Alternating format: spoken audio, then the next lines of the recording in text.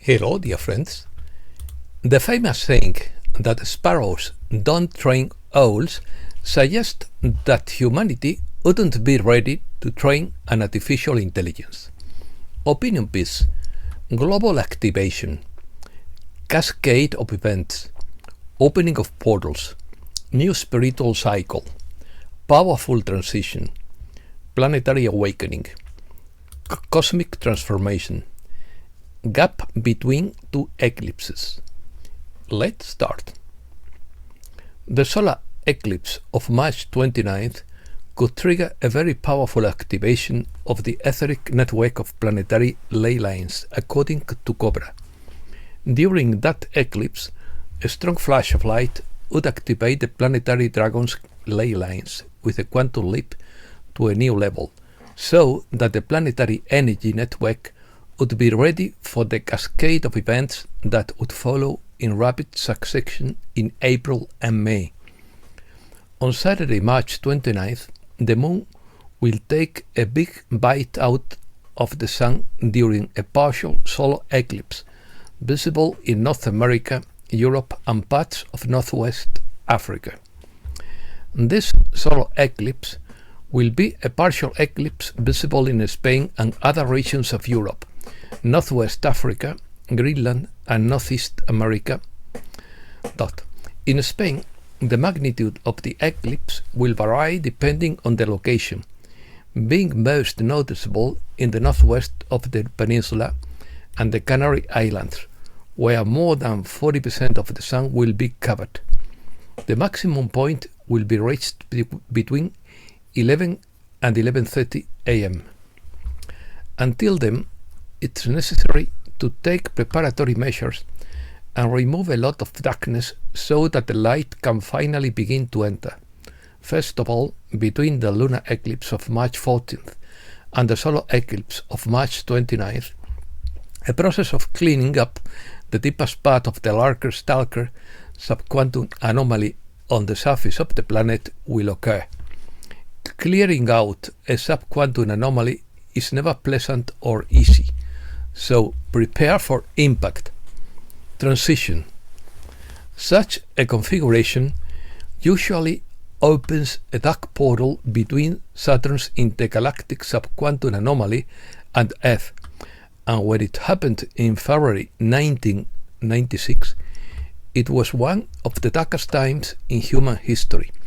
But this time, it will be an opportunity for the forces of light to clear out a large portion of the subquantum anomaly once and for all. Also, Saturn's rings will be seen edge-on from Earth on March 23rd.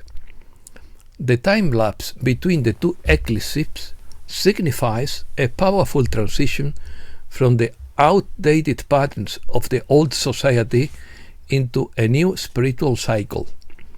A very important aspect of that transition process is the disillusionment necessary to break free from the old. This disillusionment will be brought about by the upcoming Saturn-Neptune conjunction. The 2020s began on a tumultuous tone that will likely outdo the rest of the decade in chaos. One Saturn-Pluto conjunction, followed by a series of Saturn-Uranus squares, is enough to shatter anyone's sense of normality. We actually have a rare configuration to look forward in the middle part of the decade, when all the outer planets will be sextile to each other, with the exception of Saturn conjunct Neptune. Activation. After the activation on March 29th, more powerful energies will begin to flow through the Chitamani stones, which are the famous blue stones of Atlantis, also called blue apples, and were used by the Cathars to open portals. There are now many people burying Chitamanis and other stones in ley lines in preparation for the activation on March 29th. Also, A major energetic upgrade of the tachyon chambers will occur during this time period. In order for the planetary energy grid to function in harmony and balance, more tachyon chambers need to be activated, especially in North America, Central America and South America. As the Pleiadian fleet approaches, the healing process within the chambers will become even more effective. Vortices. After March 29th, many key planetary vortices will experience powerful activations.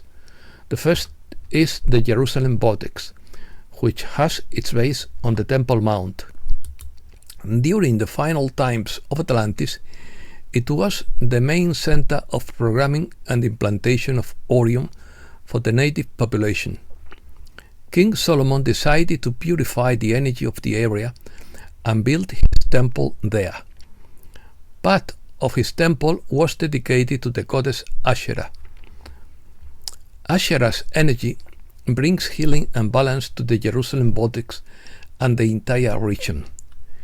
In addition, to heal the hidden reasons for the conflict in Gaza and bring peace to the area, the archetype of the war goddess Anat needs to be purified and healed.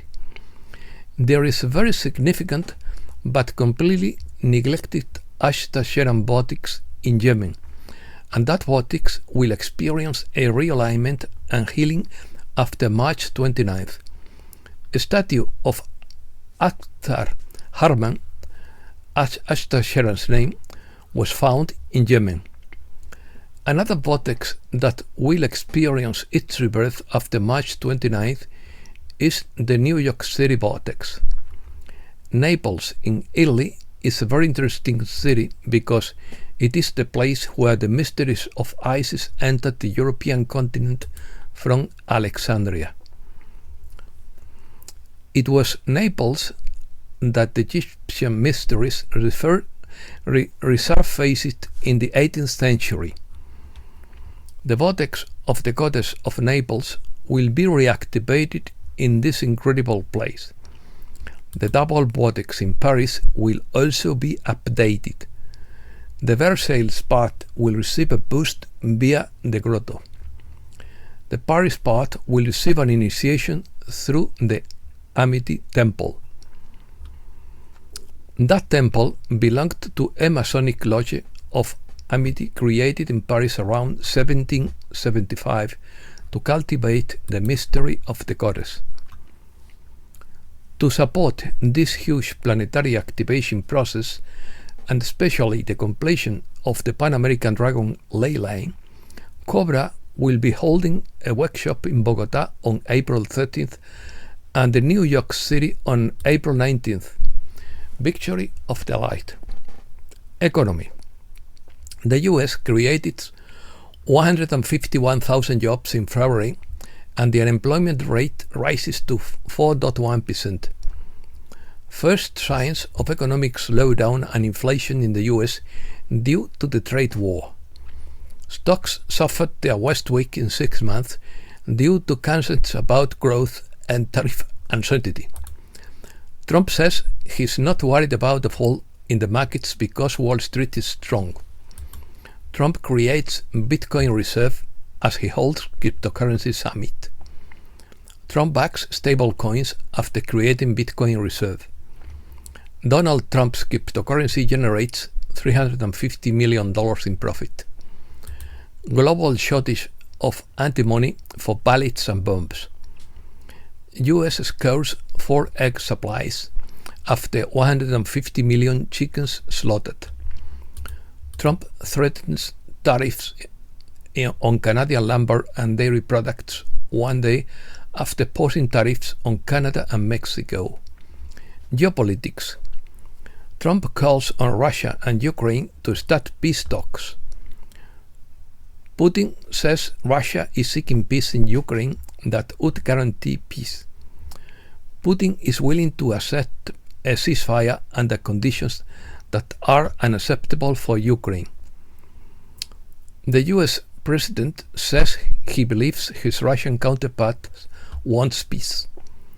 Trump threatens new sanctions against Russia to force peace in Ukraine.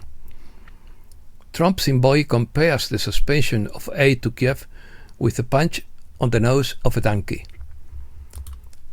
Keith Kellogg indicated that Trump promised to end the conflict in 24 hours, but didn't say which day. Ukraine has lost the war because of Russia's military superiority. Zelensky calls for a one-month truce after a massive Russian attack. High-level meeting between the US and Ukraine in Riyadh after Zelensky's apologies. Trump wants to talk with Russia and China about denuclearization. The Kremlin says that Russia and the US need to discuss arms control. Marco Rubio destroys the Western narrative about the war, while Macron threatens Russia. Europe. Europeans are increasingly skeptical of weather change. New EU carbon market will hurt households and small businesses. EU leaders agreed to boost defense spending to rearm Europe.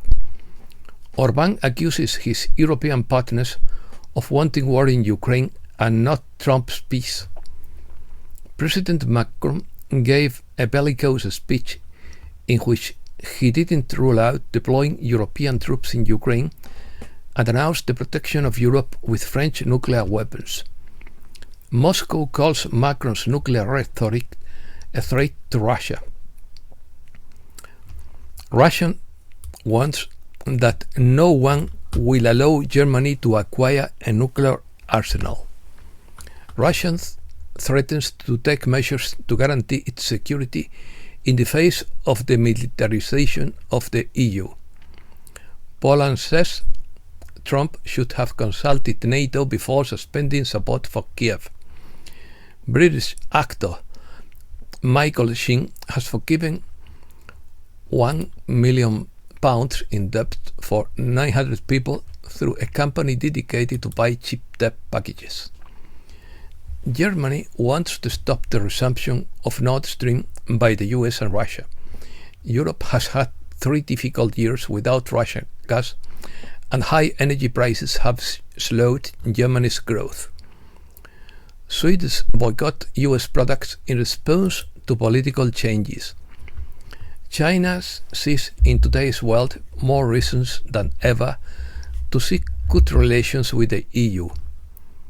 Other countries. Starship debris falls on the Caribbean. The SpaceX rocket, considered the largest and most powerful in the world, exploded in the air for the second consecutive time shortly after its takeoff from Boca Chica, Texas, forcing the closure of several airports. Trump cuts aid to South Africa and invites persecuted white farmers to flee. Relations between Russia and Africa are experiencing a renaissance that is already bringing results. A comprehensive roadmap for global economic development will be discussed in Moscow. Tehran will not resume talks with Washington on its nuclear program as long as pressure continues. Another civil war breaks out in Syria after the fall of Assad. Surprising oil and gas discovery in China. Spain. Spain is the European country that sends the most workers to unemployment every quarter. The price of housing will soar by 8.4% in 2024, its biggest rise since 2007. The Island of Corruption Spanish video that angers the Dominican Republic. The PP apologizes to the Dominican Republic for the video. Expect an earthquake in Spain or Portugal. I hope they fail. Americas. Mexico's finance minister resigns. Honduras sees tariff policy as an opportunity to reach agreements. Panama and Costa Rica sign a protocol to address the return of immigrants. Mass kidnapping of police officers in a drug enclave in Colombia. Peru activates a contingency plan for possible tariffs. Bolivians sabotage the socialization of contracts for the exploitation of lithium.